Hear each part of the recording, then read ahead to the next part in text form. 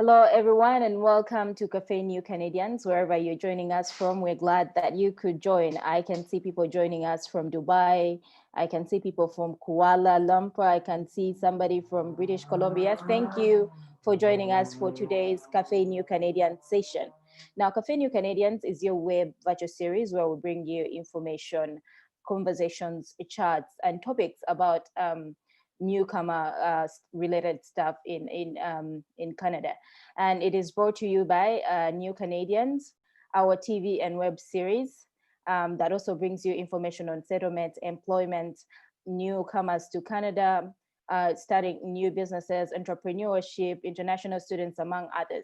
You can watch us on Omni Television, that we also on our website and our YouTube channel on newcanadians.tv and youtube.com/newcanadians.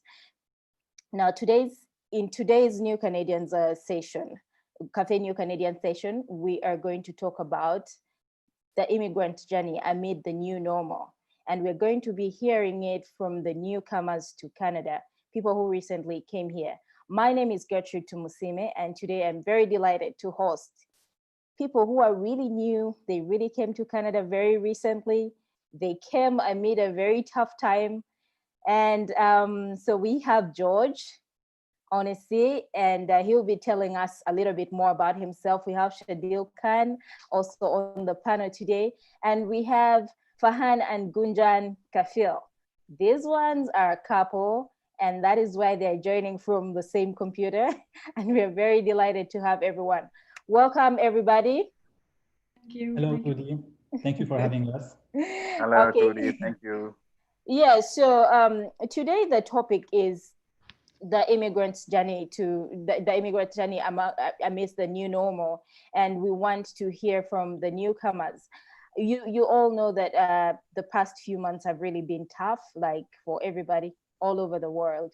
In terms of immigration and people who are coming to Canada, it has been a really challenging journey. I won't say very tough. For some of them, it might have been a little bit easier than the others. But when you arrive in a new country, of course, you know, whatever you have to deal with to integrate into the society, you know, in terms of culturally, in terms of whatever settlement arenas you're going to be going through. And so we want to hear from the newcomers how that has been, and how are things now that everything seems to be moving into a different direction than what it was pre-COVID. At any time during this webinar, please remember to send in your questions. If you're on Zoom, you can type in your questions in the Q&A section. And if you're on YouTube, you can type in the comment section. Welcome, everybody. Thank you. Thanks, Gertrude. It's a pleasure to be here. How are you doing? We are doing well. Yeah. Okay, let's start with you, Farhan and Gunjan Kafil. Can you please tell us, when did you arrive? We arrived on the historic day Prime Minister Trudeau closed the border with US. So it was 18th of March, and we drove almost 2,000 kilometers from Texas to Canada, and we came back through the overland border. So how was that, coming on the day that they're saying, hey, the borders are closed? Were you like excited? Or well, it was definitely very nerve-wracking. We didn't have much clarity on how things are going to pan out. All we were concerned about was making back to our new home in time before we get stuck on the other side of the border. Farhan, did you feel the same? Yeah, and you know, we didn't know what we had in store here for us. So obviously at the border, the first thing was the immigration officer asked us if we knew that we have to self-isolate for 14 days. And that was news. She handed over a pamphlet to us with all the rules and restrictions. So we did exactly that. We came here, we found the place, and we locked ourselves up for 14 days. We were a bit concerned because while we were traveling, we were on the road, you know, hitting gas stations and cafes and restaurants. So it was a bit, you know, of an issue. We wanted to be sure that we're not contracting or giving the virus to anyone. So thankfully, after 14 days, we were fine. And then, you know, we started thinking about other things to do in life. Okay, thank you for sharing. Sherdil, when did you come? I was lucky enough to land here in Canada on 7th of March, 2 weeks before the lockdown. So luckily, I I and my wife didn't go through the self-isolation thing, so we were pretty fine. But even then, we stayed in our homes for 14 to 15 days to be extra careful in that case that we don't transfer anything to anybody. Yeah. So it was good time. It was good to be here in Canada at that time, just before the lockdown. So we were thinking that if we stayed a bit longer in Pakistan, then we won't be able to come to Canada that easy that we landed here. So we're Okay. lucky enough. Lucky for you, you didn't land on the day when the border was locked. Yeah, yes. Okay, George, please tell us, share with us when you came to Canada. So I think I'm the luckiest one today because I landed a little bit earlier. So it was mid of January, 15th of Jan, I landed. But actually it was like 3 days before the first snowstorm, but it was not that bad. And the COVID did not arrive yet to Canada. Maybe it was there, but it was not that much as a pandemic known. So it was quite. Yeah, it was I was still quite biting lucky to hard arrive earlier. Yes. in other places, not too much in Canada. Yeah, and you know, like whether you arrived in January or you arrived in February or March, when Trudeau said nobody comes in now, I really feel for you guys because you were almost locked out, and it would have Well, been that's not maybe a true, different Gertrude, story. because the Prime Minister announced that they would take Canadians and immigrants. So Okay. therefore, and it was only essential travel and no tourists. So we were not a tourist in that sense. Therefore, we were kind of assured that we would get an entry into Canada. Okay. And also, thankfully, we were not flying into Canada. So, we were driving back from US. So, therefore, we were not really dependent on the air flight schedules. So, in that Okay. sense, we got a little bit of, leverage there. Okay, so and we know that since whether you arrived in January, like I said, I was saying earlier, or February or March, when things get really, really bad, for every newcomer, it takes a little bit of time. Maybe it might take anywhere between 2 months, 3 months, or between 2 to maybe 6 or even a year for you to start now getting into the community, because it's very important for you to first establish yourself and settle down in terms of housing, find a good job or find a job to survive, or work on your every other aspect of life in the new land. So I would like to understand, how was that, or how has that been? Because we can see that you all arrived still in the same time, and we've not really hit like the 6 month mark where you would have been doing a lot of these things. So how has that been for you, George? So for me, when I arrived, I was a little bit prepared, and I was lucky enough to stay the first 3 months at my friends, and I got full support from them. I got to know more the country, and I even was lucky because Toronto was all of it opened. So there was no lockdown. So I was going out, I was discovering the city, and at the same time, I had a place to stay in. But then when the lockdown happened, I was still at my friends, but there were no places to go, and we had to stay at home. And the problem started then, because no jobs, and even my part-time job, I was not able to go there, and we had to move everything online. And still, even my university courses was moved online, and it was a little bit challenging. Okay. And what about you, Sherdil? I would say that before coming to Canada, there was a perception when I was planning to move to Canada that things will not easy that it should be, but there would be a struggle. So I was pretty prepared that there would be a struggle for me, especially in terms of my career. That I was coming from a journalism background. That is a whole new different scenario here in Canada. So I was preparing myself for my career, and especially Gerard, being my mentor, helped me a lot in that case. That how you are going to present yourself here in Canada. The big difference was language, the press style. So I was preparing myself for my career as well, or for the settlement. There were so many pre-arrival services being offered to me. So I've went through some of the services. They also helped me to prepare myself in the normal situations, that it will take 3 to 4 months to settle down. But once I landed here, it was altogether different scenario. Uh, uh, in terms of career, in terms of settlement, luckily, I stayed, me and my wife stayed with my friend's family. So first 2 months were okay enough for us. Then we decided to move to another place, a short-term place, because things related to uh, apartments and settlement also were very difficult in this scenario, in this pandemic. So So obviously, I was, so how were I was you? prepared enough to get myself settled here.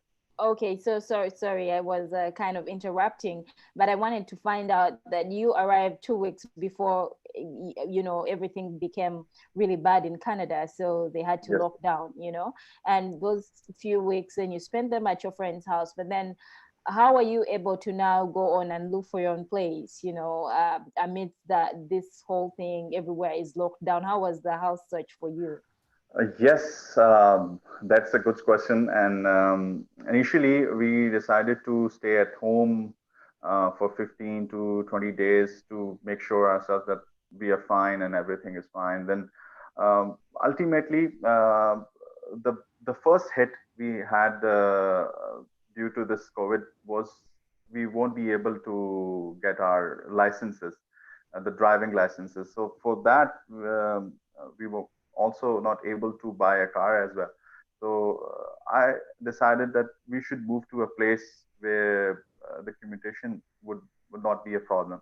So we decided to move to downtown. So uh, for the apartment search, first we went to some of our friends to suggest some of the places to us, but they were also locked down in their home, so they won't be able to uh, guide us regarding the house search.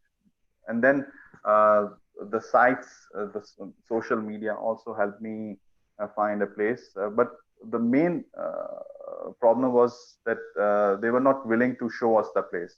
For Mm-hmm. that, they were saying us that you can't come to our place like this. That everything is locked down, and people would say that why you are coming to us at this situation. So stay for a while, or you can watch the pictures and you can go through the virtual tour and all.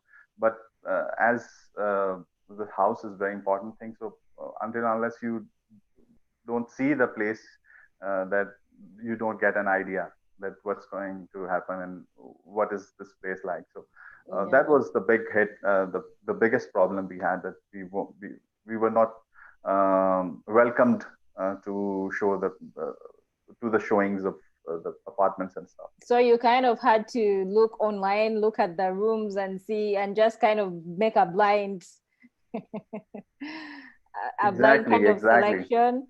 Oh, okay. But Farhan and Gunjan might be having a different experience with house hunting. How was it for you? We must say that in this dark cloud of COVID, there were a few silver linings for us. As a consequence of the ban on or the restrictions on air travel, a lot of Airbnbs also came into the marketplace for short-term rentals, and we really found a very beautiful, very comfortable place, very close to the lake shore. And the landlady is also a very extremely nice lady. And her family, they were so welcoming. Of course, we also had to, like Sherdil, look at the pictures and make a decision. We took a leap of faith and we went with it. Because it was a short-term rental, we were willing to take that chance, and I think we got lucky, and we are able to now live in a very beautiful home with all the conveniences that we could think of. So it did help us in easing into living in Canada. It's close to the lakeshore, so whenever possible we would step out and walk, socially distant of course, and the grocery stores are also nearby, so we would do our small shopping exercises once every 2 weeks and just take what we needed. So it did help us a lot to kind of settle and ease into during the COVID period. Okay. George, did you have a very good experience house hunting? Oh, you actually mentioned that you stayed at a friend. So are you able during this time, I know things have been locked down and it's been really hard for some people.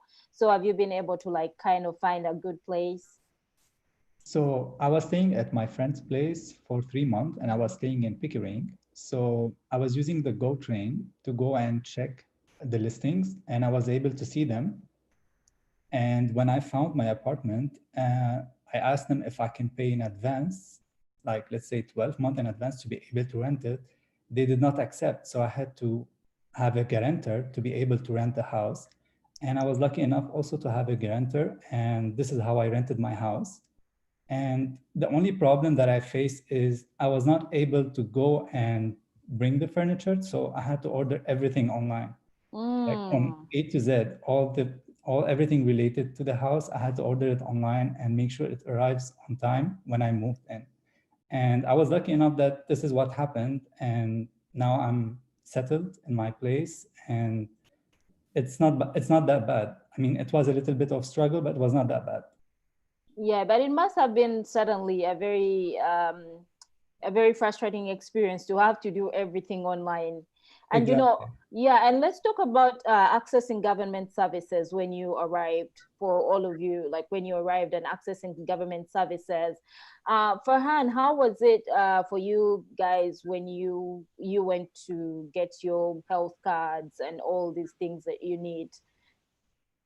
Right. So obviously, and we were very mindful that we were arriving in a COVID world, although Canada was really not that affected compared to our neighbor down south. But like I said, we were traveling through the US, and our key concern was that we should be able to get our health cards as quickly as possible so we can consult, if need be, a doctor. So like I said, we had to self-quarantine for 14 days in the beginning, and then right after, on day 15, we were heading to Service Ontario, trying to file an application. The good news was that because of COVID, the government had removed the 3-month waiting period, which is the norm here. So in this new normal, it was like you go there, put in your application, and there you go. We got our temporary health papers the same day. There was a time I was not feeling well. So I did consult a doctor. I didn't have a family doctor, which is, of course, something that you need to have once you're settled in. But I did consult over the phone. I was given medical advice and, prescribed some tests. Thankfully, everything came out okay. So that was a big relief that the government reduced the waiting time to 0. So COVID wasn't that very, very bad after all. Oh, no, certainly not. Like, obviously, there are these little things to cheer about, So, and like Sherdil said, driver's license could be a concern. We have friends who've come around this time. Obviously, they are struggling as well because the driving test centers or the learning centers are not open. Yeah. Thankfully for us, we're living, close to downtown. So we have public transport. We take streetcars and, public transport as much as we like to go. And frankly, we have not gone, so far away as to really be bothered about, taking the GO train. So all in all, it has been nice. I would really say the thing that we've missed out on, fortunately or unfortunately, is the unemployment benefits that the government is providing to people who've kind of been affected by the pandemic. We are going to get there. Just hang on. Hang on there. Hang on there. But first, let's hear from Sherdil. Did you have to have any trouble getting or accessing any of these government, issued documents, like say, your card or your PR card or anything like that? No, I would say that in terms of my SIN card and as far as our accounts are concerned, bank accounts are concerned, we went to, first of all, went to Service Canada, and it was very quick for us to get the SIN card and stuff, everything. And bank accounts, we online booked the appointment and went to the bank and get the banks and bank accounts and everything done. So that in that case, we were lucky that we were a bit early from the lockdown. So we had our bank accounts and everything. The main reason, the main problem was the driving license, that everything was closed, the test centers and everything. So it also gave us some time to study the driving handbook so that we can go for the. When you're so ready. Yes, so we go for the test and we'll pass from straight away, pass from the first attempt. So that was a good thing that we had some time to go through that handbook, because I was coming from a country that has a different driving rules and regulations. That's true. They have the right-hand drive. Here we have the left-hand drive. So it was a big difference. So I was thinking that once I will be passing this test, and then soon after I'll be getting the driving license. Meanwhile, I was using, just like Farhan and Gunjan said, that in downtown you're very well directed towards everything. Yeah. So you cars and subways and everything. So yeah, and for the traveling. And plus there wasn't very many places to go to really. So you had to really like stay home and just stay calm. So let's go to one of the most important things. We all know that employment is one of the most important things. Breaking into the labor market in Canada, as soon as you land, you're really looking for a job, because guess what? You need to survive. Unless you already came here and you already have a job prior to your arrival here. So let's hear about from you guys what your experience has been with your job, your different respective job searches. George, would you want to talk about that? So when I knew that I'm coming to Canada, and even before I got the visa, what I did, I reached out to career coach, and I would like to say hi to Miss Daisy Wright. We started working together before I arrived to Canada, and that was for more than 6-7 months. We just worked on my resume. And during the process, Daisy Wright introduced me to Gerard Kellejian, who became my best friend in Canada. And before arriving to Canada, I was always talking to Gerard, and we had a small plan when I arrived to start working with him. And this is what happened. When I landed to Canada, on the second week, I started working with New Canadians as a marketing and advertising and partnership manager, as a part-time, of course. And it was the best experience I ever had before closing the country, because we were having fun, we were producing, we were working on New Canadians, and I was gaining more experience and I was enjoying time, and I met the New Canadians team. So that was, I think, that the best thing that ever happened to me. And at the same time, before arriving, I reached out to a lot of people, and because everyone said you really need to connect with people, you really need to go to events. And I was lucky enough when I arrived to go to networking events, to meet a lot of people, to know a lot of people from my own country who lived here and who have been here for so long. And I even managed to get a job, but I lost it in the last minute because of COVID. So before getting the job, the company stopped hiring, and they said that they're not going to proceed with the position. And that was in March. But again, during the pandemic, I kept applying for a job, but that was only online without networking. And it became very difficult because the job postings, they decreased like by 90%. So you only see 10% of jobs, and they are repeating the same jobs that they were posted 3-4 months ago. Yes. So you knew that these jobs are no longer there and no one was hiring. So that was the struggle. Yeah, and it's been a real struggle for you, Farhan and Gunjan. Has it been any different with your job search? How is it going? Or So as soon as I came, I had a few friends whom I know from my earlier career, and they had told me about Access Employment, and they asked me to investigate if there are any courses that are of interest. I did find one course on marketing and sales, but unfortunately for me, it was already booked up. So they actually then spoke to me about this new program which is focused on women.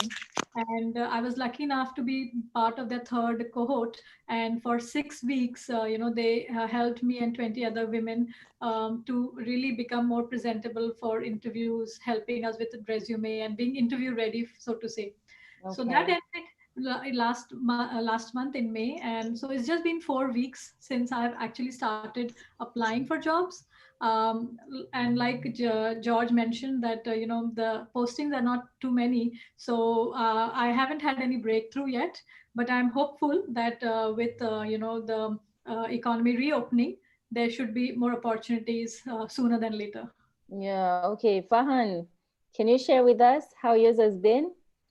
Yeah, so like I said, I'm an engineer with a construction real estate background. So when I looked around for these pre-arrival courses, there was not a lot of bridging programs available for my trade. So obviously, I settled in to kind of study and research online and know the marketplace in Canada. I did a lot of networking, connected with a lot of people in the industry during this time. Did some information sessions to find out, what's the current trends in the market. Other than that, like George said, I have been looking out for job postings online, and some jobs come back again. And then there have been instances when I've tried to apply, and it takes you to the website and says the job no longer exists, whereas it's still listed on the job boards. The other challenge that is obvious is there are a larger number of applicants per job, and you can see on LinkedIn, for example, the number of applicants, and then that's not the only job board where the job is posted. So you can imagine it's manifold competition these days. Yes. So like Gunjan and the others in the panel, I've been kind of, honing my skills, doing online courses, studying a lot. My industry thankfully is not that affected by the pandemic. Construction has been classified as a critical industry, so it's been open all this while. But obviously, there's not a lot of hiring going on. I think that will change soon when people start going out. Everything is virtual, but the discussions have helped because people are kind of having a bit more time than usual. So they've been more receptive to taking information sessions and talking to me at length about the industry and advising me on the courses to take, the kind of certifications I should look for. My work deals a little bit on the legal side as well. So they've advised me on the kind of, credentials that I should build on before I enter the market. It has kept me busy and quite excited. I would probably not have had this opportunity of learning and interacting with so many people had Yes. had I come in the non-COVID time where everyone would be busy, and I don't know. Yeah, Yeah, that is so that's a blessing. you guys seem to have had like a lot of blessing in disguise, Oh yeah, yeah, Yeah, very for good. COVID-19 for you guys has been a little bit different. I mean, I've had stories and everyone is frustrated by how things are slow, they're not working out, it's Yeah. all COVID time and house hunting is hard, everything is hard. But for you guys, it seems to have worked out. You're going to later share with us what some of your tips have been. But first, let me first speak to Sherdil and find out what he has been up to in his Yes, professional development. as everyone was preparing before coming to Canada, I was also preparing myself. And thankfully, Gerard was my mentor. I got from Canada Infonet, and he guided me uh, because he is also from the same background. He went through everything that a journalist from the other country who lands here in Canada go through. So uh, he helped me to prepare my resume and look for the jobs that that would be available for me when I land here.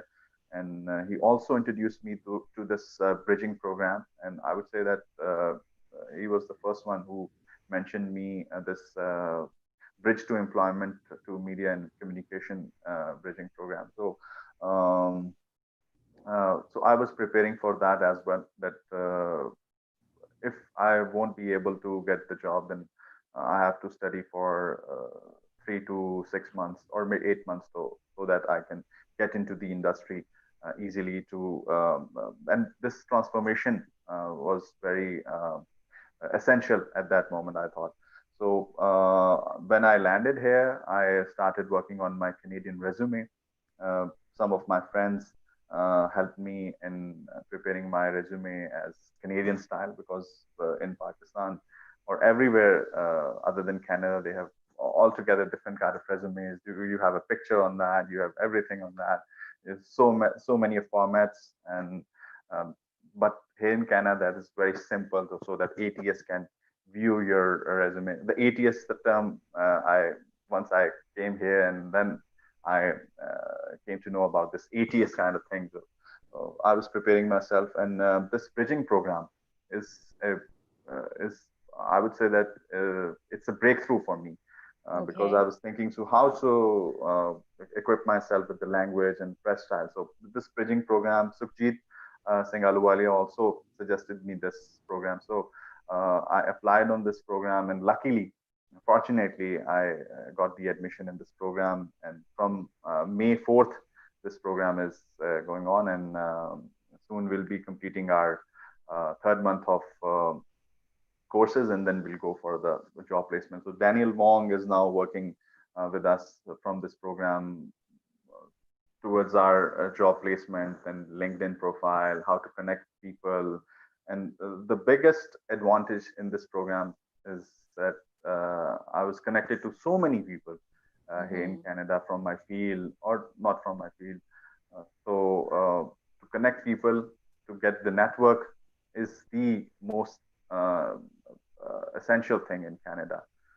It's I would say that is better than the job hunt, that you first go for the networking stuff and then go for the job hunt, then you would be able to get some jobs. Because before coming to Canada, everyone was saying that in Canada you'll find the job just due to networking and all that. Yeah. There's a hidden job market, and you only would be able to explore that once you go build your network. So I was able enough to build my network, and still it's going on. So I'm pretty hopeful that I'll get a job very soon. Okay, yeah. Quickly, has it been any easier? I know you didn't really go out to networking events in person before when you just arrived. So pretty much everything has been online, including your course, including meeting people. How has that experience been? People say that it's difficult if you are going online, but I would say that it's kind of a simple thing, that in this scenario, everyone can spare 15 to 20 minutes online, because going to a place, going to an event it's a difficult task, and people sometimes hesitate to meet you. But thanks to Zoom and other platforms like that, they are available for 15 to 20 minutes. Just they can spare some time. So this technology also helped us in networking as well. So it was good that all the other things that are the silver linings of this pandemic, this online scenario, the online coffee chats, and also silver lining in this scenario. Okay. Oh, thank you for sharing. Well, now we're going to take some questions from the audience, and then we'll later come back to talk about the other bits of our lives.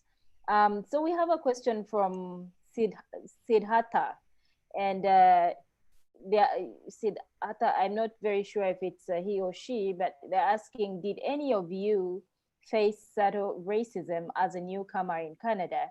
Does it help to have relatives and connections in Canada from a settling down perspective? So it seems that there are two questions in one. So we'll have anyone has had an experience with subtle racism. Do you want to share about that? I want to go first, and the Black Lives Matter movement. I also covered that movement, and I want to say that in this scenario, when I came here, the journalist in me didn't go to the isolation stuff. I went to some of the events, and I happened to cover those events. I went to the Black Lives Movement protest here in Canada. I covered that in Toronto. So I would say that I didn't go through any racism kind of scenario, but as far as the experiences of other people, I would say that it does exist, and sooner or later, I hope that it would completely vanish, but it does exist. So we can all help to eradicate this mindset, this Yeah. systemic racism that exists all over the world, not specifically in Canada or US, or it exists everywhere. So we can fight together this systemic racism. So I would say that it does exist. Yeah, okay, thank you so much. Anybody has had an experience of any subtle racism at all? Or do you? Yeah, I want to share that, well, it's too early for us because we haven't really gone out and met people. So, Yes. to say that it has not happened or it has happened would be a very premature answer. At the Yeah. same time, I would like to share that, people in Canada have been very willingly receptive to us. The lady whose home we rent out, she has opened her hearts to us. If we need small things, she makes sure that, we are taken care of. And likewise, we get greeted by people on the streets as well, strangers or otherwise. So so far our experience in Canada has been really nice, and we are yet to see any racism directly put out to us. But yeah, at the same time, we've been here only 3 months, so Yeah, we are it's not the very early to tell. yes. That's true. Yes. Okay. So she's also asking, does it help to have relatives and connections? I know all of you mentioned that you landed and went to your friends. Does it help in a perspective of settling down? Fahan? Certainly, yeah. I mean, you are kind of, and as an immigrant, you're uprooting your whole lifestyle and your habitat and coming to embrace Canada and call it home. So it definitely helps to have people here. I mean, obviously, George has been the luckiest, I think, amongst us. Hmm. Sherdil as well. We have lots of friends here from our previous life in Dubai and India. And of course, our interactions professionally as well. So, I mean, at least for the mental well-being and to unravel the mysteries of a newcomer's life in Canada, that certainly helps. Even if you don't land a job or you don't find the best places to hang out, that still is a blessing, and we're all beneficiaries to that. Thanks to people like Jared and other networks with that, embrace and support new Canadians and kind of help them integrate into the society.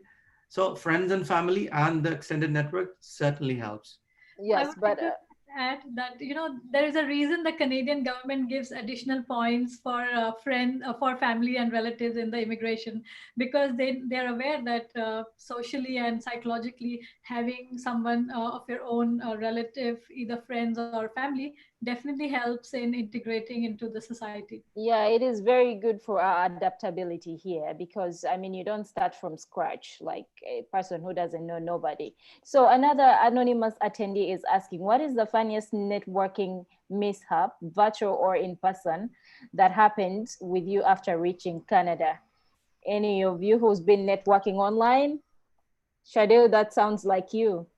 Has I there been didn't get the any? question. I didn't get the question. Can you please What repeat is it? the funniest networking mishap that has happened? They ask virtual or in person, but I know you haven't done any in-person networking, if I'm Yes. not wrong. They are asking about the mishap. The mishap, any mishap, MISHAP. No, I would say no, no mishap.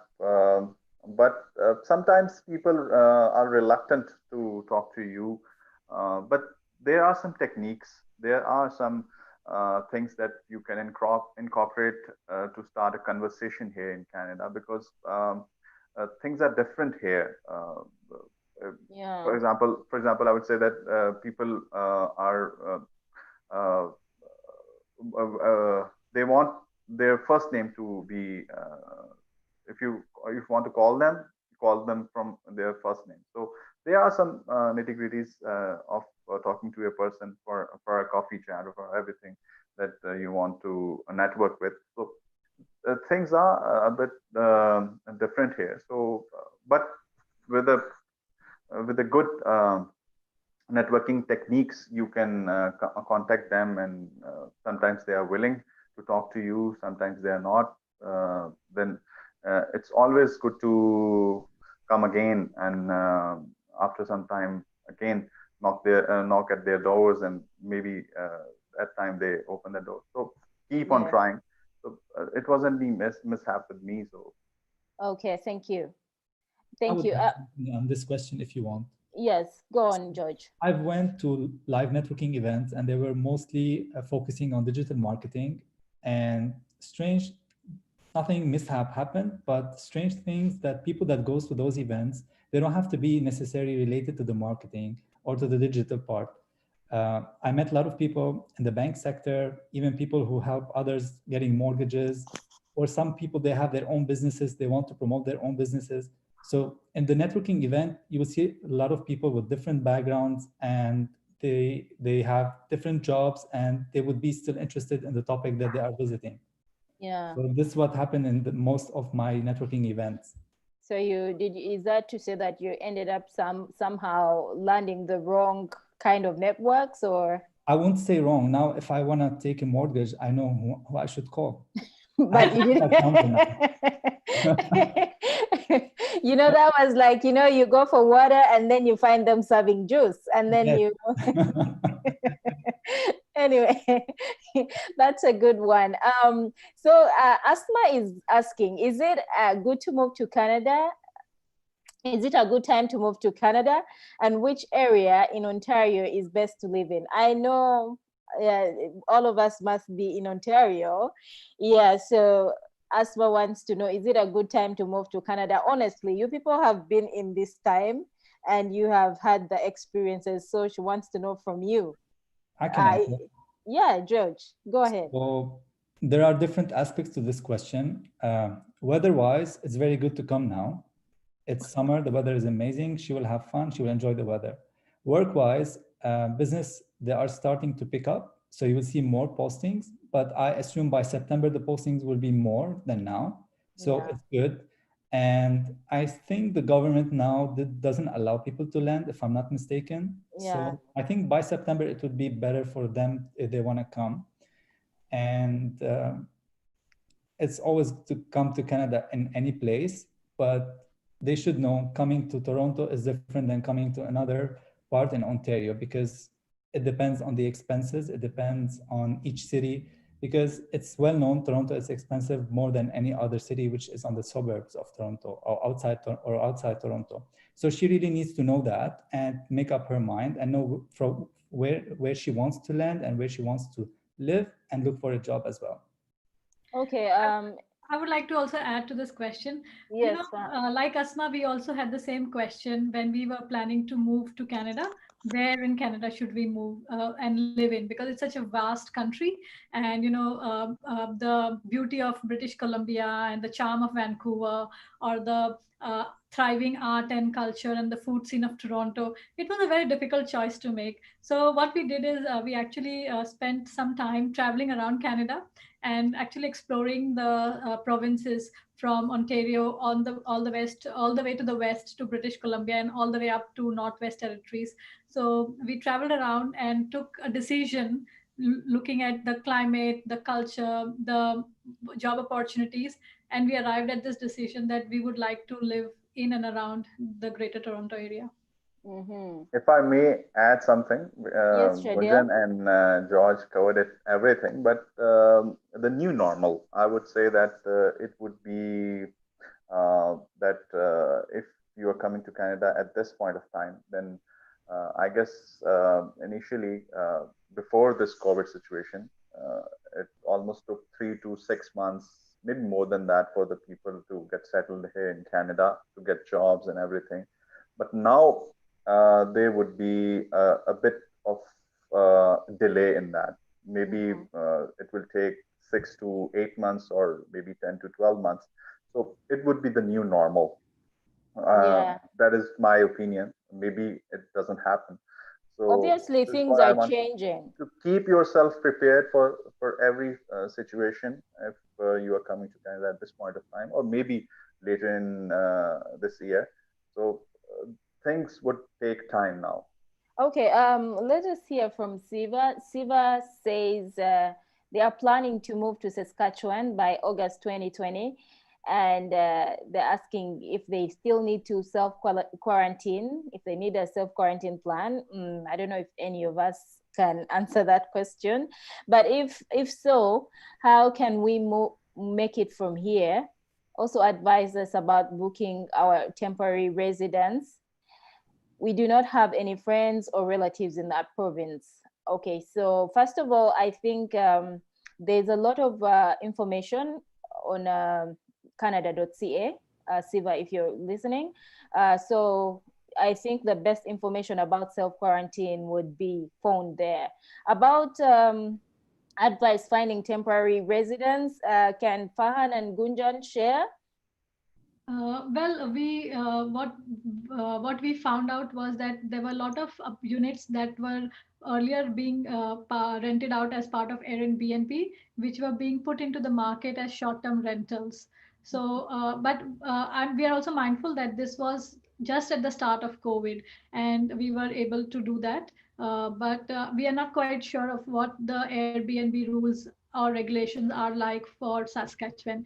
Maybe Yeah. they can look up sites like Kijiji Okay, good. or other websites which are offering short-term rentals that can be booked from from remotely. Yes, I'd like George. to add to Okay. that. Sorry. Yes, like it's simple. I would suggest Google it. There are lots of real estate rental sites, including Padmapper, Zillow, you name it. It's easy to find online, and a lot of these, as Sherdil earlier mentioned, are doing virtual viewing. There are 360-degree views. Whilst we landed here, we wanted to look for apartments. Most people move from personal showings to online showings, and that would help. So no matter where you are in the world, you can look it up online, get a 360-degree tour, see the floor plans, compare the rates on different sites, and that should help to find out a good spot somewhere. Yeah, so George and Shadil, I'd like you to share, were there any specific websites that you used online? Because now these people are not yet in Canada. So would you point them to any specific websites that you used to find your Yes, places? I would suggest that Kijiji is a good website, or there are some applications as well. Realtor.ca, that application shows you the map and the listings, everything. And definitely, Saskatchewan, there would be lots of postings over there. So Okay. these are the things. Go on the Kijiji or Realtor.ca, you would be able to find Yeah, places. And George? put your preferences over there, what kind of place you want, so you'll be getting the result. Okay, thank you. So George? for me, again, knowing other people, and I have a friend who's a realtor, so my friend helped me just find my listing. Okay. What I would suggest, apart from searching on the websites, they can even look for Airbnb, and even they can just reach out to realtors. They can help them.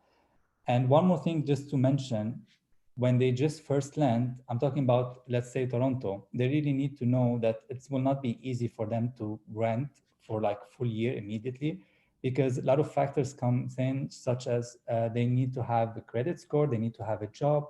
And if they don't have this one, they need to bring in a guarantor. And if there is no guarantor and it's not related to a property management, then they might negotiate to pay in advance 6 months. So that's an option. Also, it might not be acceptable. It depends also on the law where they will land. So they really need to take all these factors into consideration before they decide if they want to rent for like a full year. Maybe they should rent Airbnb for some time to discover the area and know exactly what are the rules before they just put down any down payment before they arrive. That is a great thing. Thank you And for I want sharing. to add, Trudy, one thing. The prime focus of ours was to first get a job, so that in that case you get an idea that in which place your workplace is nearer. So first of all, go for the short-term rentals, Airbnb, and then if you get a job, then go for the long-term. Yeah, for these particular ones, they seem to kind of know where exactly they are going. And so I guess that will also guide them. So let's hear another question from Alina. They say, what do you say are the most important actions to take and to avoid job-wise for someone arriving next month in Toronto? Anybody? Yeah. George? Don't put high expectation. Just accept the fact that it might take 1 day to get a job, and it might take 6 months to get a job or 1 year to get a job. The only factor that she needs to worry about, or he needs to worry about, is just to have enough money to sustain themselves until they find a job. That's the only reason. Okay, thank you so much, George. And that takes us to this question that I wanted to ask, and brings me back to Farhan's submission before. You missed out on the government's CERB. Okay, yeah, that's really sad. So how have you been doing financially? I know you are in a bridging program, Sherdil. I know Farhan and Gunjan are really not working. And then I know George is also working part-time and also studying. So how has it been missing out on that government support and, you know, surviving in these hard times financially? Okay. Farhan. Yeah, so obviously, like we know, the world is in lockdown and things are only slowly opening up. So again, silver lining, since we're not going out, we're not eating out, we're not partying, we're not going to the movies, we're not hosting friends, that helps. We've also been prudent in our eating habits. You know, let's say we go and shop healthy food, cook at home. You know, that saves. I mean, it's a well-known fact in Canada that, you know, you could buy grocery for a week at the cost of eating out for a night. Okay. So it's prudent. Other than that, you know, we have savings to fall back to. So we have both been working for a long time and, you know, put away some cash. Yeah. As George said, you know, it may take some time. So you come with that mentality and don't be, you know, doing things that will blow away the money. Yeah. Be wise in your expenditure. Keep a track of how much money is flowing out your hands. It's very important because, you know, we all come from different countries. Some have better incomes than Canada, some have less. And there's also this currency exchange component. We often do the calculations later, and then we realize we've spent so much or so less. So it's always wise to keep a good handle on things and save cash for the rainy day, especially in this time. You never know how long you could have to sustain on just your savings. Yeah, thank you so much. Like Sherdil said, you know, like in the past, what would take 4 to 6 months can take up to 10 to 12 months. So we need to really think about our lifestyle from that point of view. Okay. And I want to add something. Farhan very finely covered everything related to finances, but the most important thing in this scenario is the mental health condition. So do not compromise on your mental health issues. If you are having such kind of stress and depression, go for the consultation and prepare yourself mentally that this is going to happen. And Farhan and everyone here in this panel also working on their upscaling their skills. So this is the good time, right time to upgrade your skills, go for the courses, certifications. In this scenario, that would definitely help you in later times. So Okay, thank you, keeping Sherdil. the finances and then keeping your mental health. Yeah, we had a few sessions. We had a session on mental health before, so you can keep an eye on our page and be able to actually get like a full, webinar on that. So thank you so much for bringing that up. Let's hear from an anonymous attendee who says, "Hello, everyone. Me and my wife moved to Canada last week. Ooh, welcome. And we are currently self-quarantined. Our main concern is to get the health card and seen as soon as we're out. My question to the panel is, without a proof of address, did you guys face any problems applying SIN and health card? I think Farhan and Gunjan might have a good experience on that. Right, so I'll take that. For the SIN number, you can apply it at the airport, at the immigration. You don't necessarily need to state an address, if I remember correctly. And if you need to, then in that case, you could give the address of a friend or an Airbnb that you have pre-rented. And if nothing comes to work, I'm willing to offer my address to someone in need, because this is difficult times and we're all in this together. So, they can happily contact us. Other than that, for the health card, yes, you need a physical address. But like I said, the good thing is the government is relaxing the requirement for a 3-month waiting period. So, when they arrive, and depending on the quarantine condition, once they're able to go out, they should go and visit Service Ontario and get their health card. So they're prepared for any emergency if that happens. They will need a physical address at that time. And I've talked about how they can get an address. What I read from the questions that they've already arrived last week. Mm-hmm. Yeah, they arrived last week. So I would understand that they are living somewhere, and that could be the address that they can use for in the interim. And as soon as they have a more permanent space to live, they can update the address in the government systems. They can do it online, right? Yeah. It's online, so changing addresses are not such a big task. Okay, so we have a few questions here, but they're related to what we already spoke about the job search. We spoke about that. I guess we'll let that go. And then we have somebody asking why you moved from the US. I mean, a few people moved to the US because US is better salaries and so on. So why exactly? They're kind of asking why exactly you moved. Briefly. Yeah, very briefly. We didn't really live in the US. Like we said, we came to Canada last year and we wanted to explore the country. So in the interim, we also went and saw some parts of US. We were still there when COVID happened, and we had to return to Canada, in the wake of this crisis. To add to that, it's about travel more than living. So we were traveling through the US, and then we came to Canada to live here.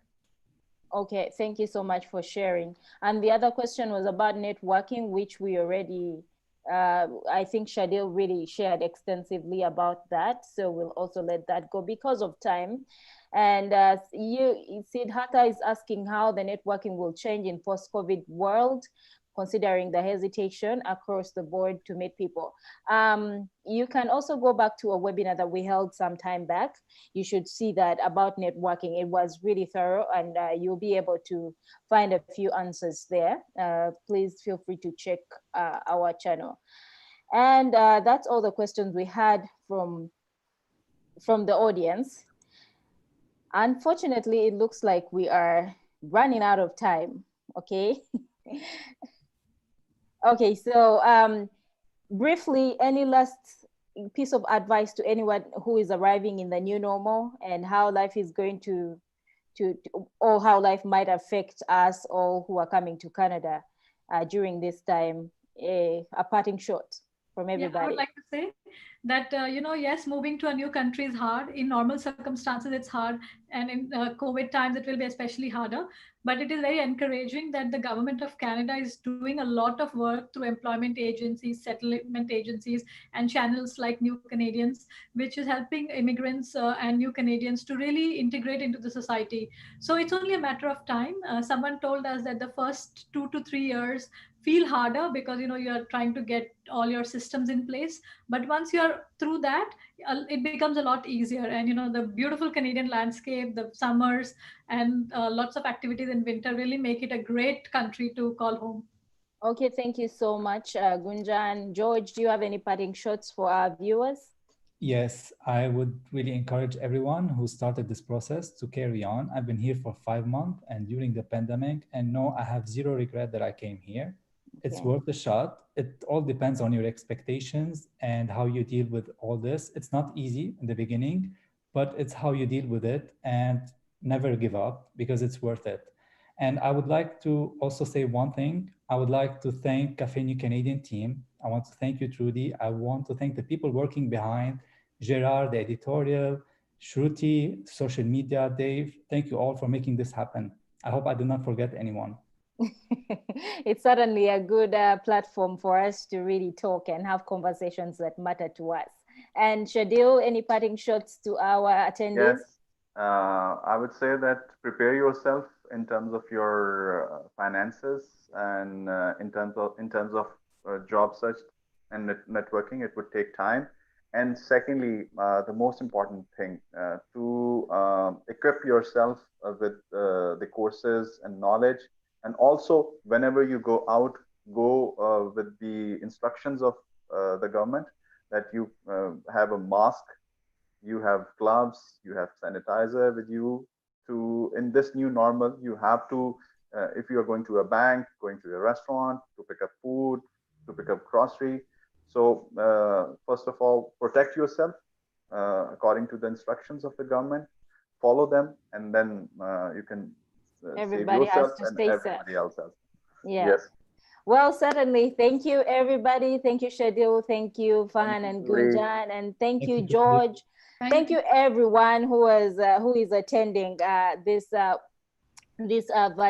webinar. And we are on Cafe New Canadians, and we'll continue to bring you these conversations because they matter to all of us. And next week, you can look out, keep an eye on our social media channels, on our website, and we'll be bringing you something to do with success of immigrant women. So do keep an eye for the details about that. You can find us on New Canadians on Facebook, on Twitter, New Canadians, and on LinkedIn, on Instagram, and on Telegram.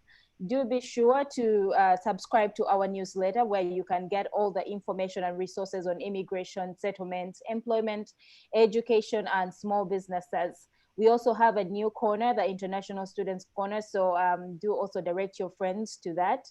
So you can subscribe from our website, from our YouTube channel. And also, if you're on Zoom, please feel free to just kind of fill in a small survey to help us improve these sessions. Tell us what you would want to hear. Tell us what topics you want us to speak about. Tell us how we are doing and where we can improve, because we would like to bring it to you in the best form that you deserve.